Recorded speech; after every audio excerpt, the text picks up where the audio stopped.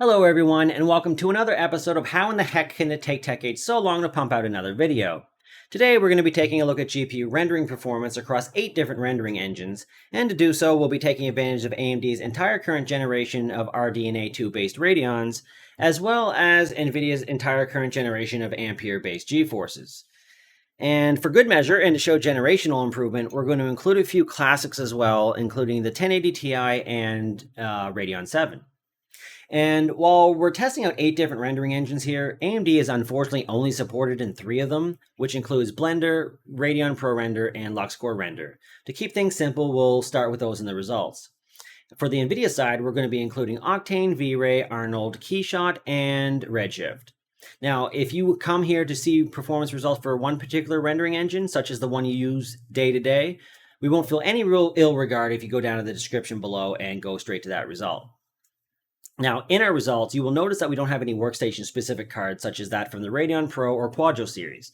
And this is simply because those cards don't offer any additional benefit to rendering performance over the gaming cards, which is a great thing because it means you can just buy a normal gaming card and still get great performance.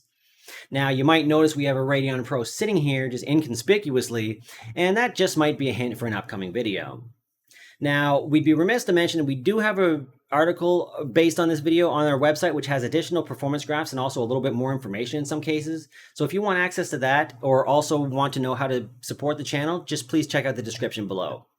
And with that, let's move into a look at the AMD and NVIDIA current product stacks. At the moment, AMD doesn't offer low-end parts for its RDNA 2 lineup, with the recently released RX 6700 XT sitting at the bottom with an SRP of $479. If you want to go with anything less expensive than that on the Radeon side, then you'd have to go with the previous generation card. And fortunately, we do have a few in our test results here today that will help show you what to expect generation over generation. With the current generation, AMD stands out with its larger frame buffers offered overall, although NVIDIA manages to win the bandwidth battle thanks to its use of GDDR6X. When it comes to an ultimate creator card, it's hard to compete with NVIDIA's GeForce RTX 3090. As we'll see in multiple tests throughout this video, NVIDIA's ray tracing cores found in its RTX cards can make a big difference with performance, to the point where it's pretty much impossible to ignore sometimes. At this point in time, GPUs offering 8GB should be considered a bare minimum for either gamers or creators, because even if less than that is not limiting you today, you will almost certainly crave more over the life of the card. That rationale might make the 12GB RTX 3060 look really attractive, but the performance results will be the ultimate judge of that. And here's a quick look at our test workstation. While we're using Ryzen Threadripper as our platform of choice, we'd quicker recommend AMD's and Intel's higher-end mainstream chips, as the higher clock speeds will improve general responsiveness from applications and also viewport performance in certain modes. If in addition to GPU work, you also need lots of memory bandwidth or many cores, then a platform like Ryzen Threadripper is pretty damn hard to beat. Note that all of the graphics cards we tested were equipped with the latest drivers available as of the time of testing. The only exceptions to be made with the versions are with the 3070 Ti and 3080 Ti, which use the respective review driver. And with that, let the rendering begin. We have another video planned for the near future to dig deeper into the overall performance of Blender 2.93, but we wanted to start with it in this video as well, considering it's become a truly de facto point of reference for rendering, and one that sees both AMD and NVIDIA offer sponsorship dollars to fund development for. Starting with the iconic Blender BMW scene, we can quickly gain an understanding of just how far we've come in rendering performance over the past handful of years. The Radeon RX 590 was a competent GPU in its own right at its launch, but it's definitely not great for rendering in 2021.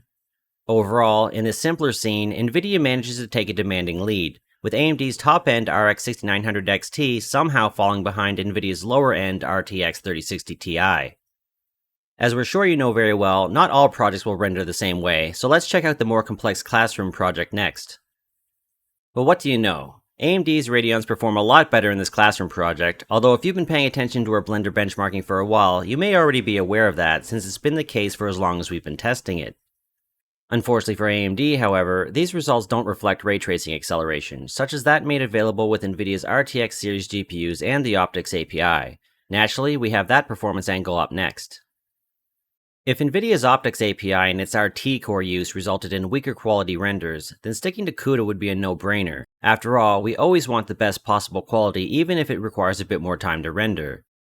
The reality is, though, that Optics and CUDA renders look identical, and at this point have parity with the most important features. In other words, if you have an RTX GPU, you shouldn't think twice about enabling Optics in Blender's preferences. Comparing CUDA to optics paints the picture of improved performance well enough on its own, but consider that with our OpenCL renders of the same scene, AMD's top-end RX 6900 XT rendered the project in 40 seconds, whereas NVIDIA's RTX 3060 Ti with optics performs the same. Simply enabling ray tracing acceleration will make it feel like you just upgraded your GPU. Luckily for AMD, the EV render engine can't take advantage of ray tracing acceleration like Cycles can, so let's see how that can shake things up. Blender 2.93's release came with the promises of improved EV features and performance, but we didn't expect to see enormous gains like these when compiling the results. We originally didn't even plan on having 2.92 EV results in here, but once we understood the actual gains, we reinstalled each GPU again to test the previous version with the current graphics drivers. One of the best parts about this improved performance is that quality hasn't gone down any. Rather, it's actually gotten better. You yourself can give this a shot with any EV project. Simply render it the same way in 2.92 and 2.93, and you should see slightly better results with the latter. Both AMD and NVIDIA have gained handsomely here, although NVIDIA seems to get a super slight advantage overall. For example, with 2.92, the RTX 3070 placed just behind the RX 6900 XT, whereas it now manages to place ahead in 2.93. So, even though EV doesn't support NVIDIA's RT cores, it still manages to lead the pack. It's worth noting that EV will transition to use the Vulkan API in the future, and when that happens, we'll likely see slightly different scaling, but hopefully even better performance. On that note, it's time to use Blender once again for another rendering test, one involving AMD's own Radeon ProRender. With Radeon ProRender, scaling across all of our tested projects is pretty similar, with the older GPUs, including the GTX 1080 Ti, sinking to the bottom of the pile in a significant way. Despite being a Radeon-branded renderer, NVIDIA's current-gen GPUs outpace AMD's latest and greatest a wee bit overall, although the RTX 3080 and RX 6900 XT could be considered similar. Looking at the classroom project converted for ProRender use, what's interesting about the results is how differently the project scales in ProRender versus Cycles. AMD's top-end GPUs soar to the top of this respective chart with Cycles, but fails to edge out NVIDIA the same way with ProRender. It's worth noting that the current stable version of Radeon ProRender for Blender doesn't support 2.93. There is, however, a beta available, but after some testing, we decided to wait for the stable release since it seems like the performance aspect needs a little more work. With that, let's move on to the final renderer we've tested here that can include Radeon, LuxCoreRender. The latest precompiled binary for LuxMark represents the 2.2 version of LuxCoreRender, and because 2.5 is effectively available now, that means a completely up-to-date LuxMark may show different results. Nonetheless, we still see some great scaling here, with the Radeons holding their own against the GeForces. Even still, NVIDIA clearly has an edge overall. One result in particular that stood out to us here was with the Radeon 7, which failed to outpace the RX 5700 XT in previous tests, but does manage to do so in this LuxMark one. That's at least the case with this hall bench scene. In our second tested food scene, both GPUs come off as equals. And unfortunately, this is where Radeon has to get off the bus, as we're moving into 5 renderers that only support NVIDIA on Windows, starting with Octane. OctaneRender was one of the first NVIDIA-focused renderers that implemented optics ray tracing acceleration, and the company is obviously very happy with it, considering there's a special menu option for testing RTX on and off with any scene you have loaded. With our chosen God Rays project here, it's clear that RTX can dramatically improve rendering performance, to an even greater degree than most of the others we've seen. We're talking performance that's more than doubled in some cases. The GeForce GTX 1080 Ti is still a great GPU in its own right, but we feel that gamers would get more use out of it than creators today, because the current crop of NVIDIA cards are simply unmatched. That's even without ray tracing acceleration, where even the lowly RTX 3060 proves close to 50% more competent than the GTX 1080 Ti. But turn RTX on, and that same GPU turns into a screamer. Fortunately, the standalone Octane benchmark backs up our real-world test pretty well. As NVIDIA's Jensen Huang loves to say, the more you buy, the more you save. In Octane's case, the GPU you choose really does make an incredible difference to how many frames you can render in a given amount of time. Naturally, if your budget allows, adding multiple GPUs will accelerate the rendering further, which is what we're sure you love to hear during ongoing chip shortages. With our first V-Ray render, using CUDA exclusively, we're seeing some great scaling all around, and more proof that the GTX 1080 Ti is getting up there in age. We can also see that the 3080 Ti, despite costing hundreds less than the RTX 3090, effectively delivers the same performance. Considering we're only dealing with CUDA here, it's really quite something to see the new lower-end RTX 3060 outpace the GTX 1080 Ti pretty dramatically. With a quick look at the same CUDA-only test in the official V-Ray benchmark, we can see slightly different scaling than what we saw with our Flowers project, but that's really to be expected considering we're dealing with completely different scenes, with different levels of complexity.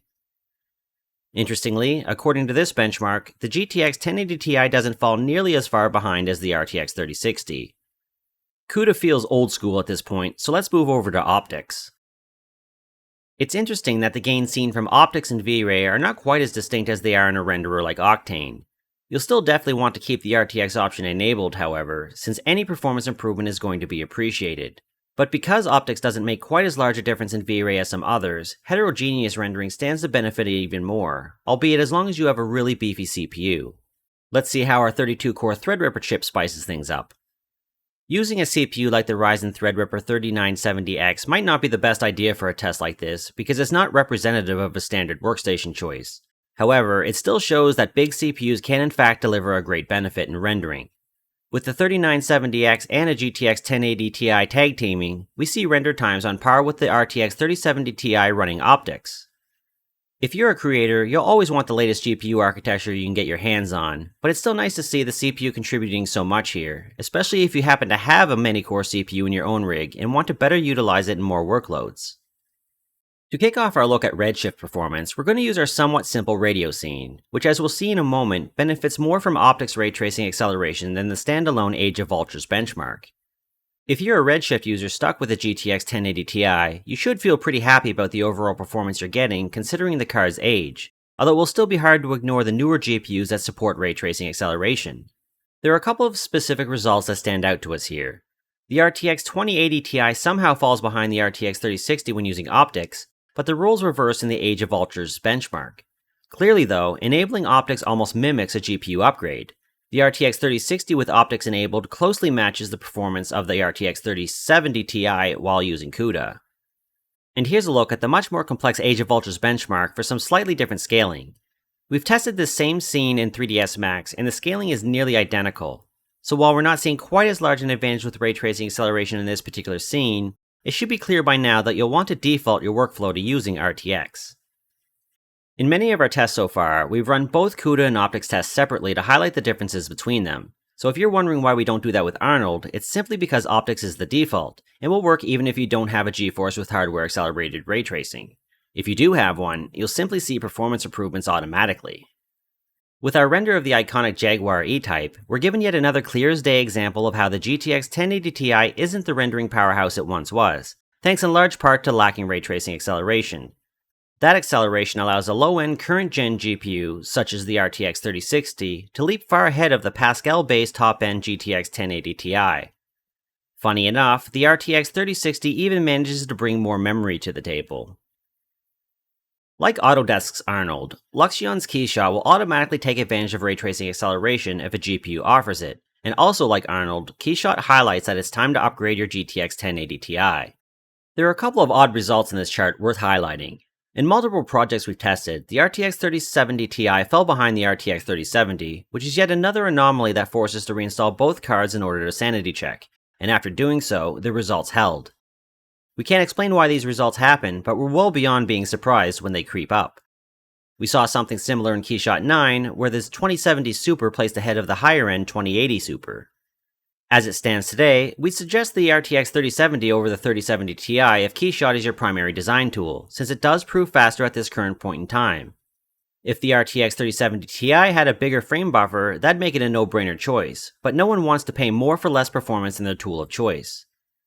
It might also be worth noting that this is one renderer that seems to let the RTX 3070 flex its stuff really well, with the performance delta between it and the RTX 3080 Ti being more notable here than in most of the other renderers we've tested. For a quick look at power consumption, we ran all of our tested GPUs through a Blender rendering workload, as well as a 3D Mark stress test. We do this because the gaming workloads tend to draw a lot more power than rendering, as is easily seen here. With either metric, NVIDIA's top-end RTX 3080 Ti and the RTX 3090 proved to be the power hungriest in our lineup, but they also happen to deliver the best performance, so it's really hard to complain. While its performance makes the Radeon 7 not as relevant today as it was at its launch, we felt compelled to point out that we have no idea why its power consumption is so modest in comparison to the rest of the GPUs here. We've seen the same behavior from that same GPU in the past, although the delta between them is far more pronounced today. We ran the same GPU in the Classroom project as a sanity check, and it does indeed use a little more power there, but still not as much as we'd expect for a top-end Vega. Well, if you've made it this far, then hopefully you now have a better understanding of which GPU you would like to shove into your new workstation. Assuming you can actually find one, the market being what it is. Fortunately, the rumor mill hints that the GPU supply situation should actually be getting a little bit better over the next few months, and we really hope that's the case because doing in-depth content like this isn't quite as fulfilling when we know half of you won't even be able to get the card you're looking for, especially without being price gouged. But even still, this performance look like some of our others in the past has proven that no two workloads are always built alike, so you really have to understand your workload and buy the GPU for the one you use the most. But overall, throughout all of these performance results, something is made very clear. It's really, really hard to beat NVIDIA. Even in AMD's own Radeon ProRender, NVIDIA ends up beating out AMD at its top end. And in Blender, it's not like it's just cycles and optics that outperforms AMD, it's also the Eevee engine, which can't even use any of those special features. And while we didn't cover it here, the viewport is also far better supported on NVIDIA than AMD for some reason, and that's obviously nonsensical because AMD's hardware is really competent. So it's clear to us that in some cases, AMD drivers definitely need some polish. And in the future, Blender in particular is going to be moving towards the Vulkan API, especially for Eevee. So when that happens, we might very well see AMD soar to the top again, or it'd be nice and exciting to see, because AMD really does do well on Vulkan. So we'll see what happens there. On that note, if you enjoy our content, please consider subscribing to the channel and share this video with someone who you think could even benefit from it. You could also hit up the description below to check out our written version or figure out how to support the channel if you would like to. So until next time, have fun creating.